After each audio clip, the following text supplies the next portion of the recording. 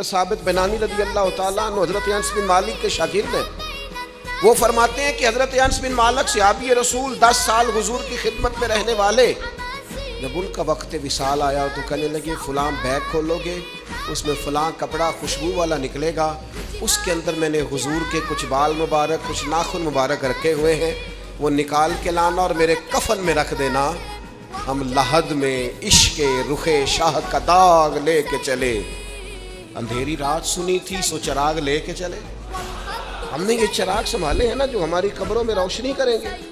تو پھر بزرگوں سے کسی نے پوچھا تھا کہ ہر ایک کو تو میسر نہیں ہے منہ مبارک، ہر ایک کی تو پہنچ میں نہیں ہے حضور کے ناخن مبارک، ہر ایک کی پہنچ میں تو موجود نہیں ہے وصالہ مبارک۔ اتنی شان والا نبی پاک علیہ السلام کا جبہ مبارک اور بال مبارک کہ صحابہ فرماتے ہیں ہم پانی میں ڈبو کے وہ بال پانی پیتے تھے تو اللہ بیماریوں سے شفا عطا فرما دیتا۔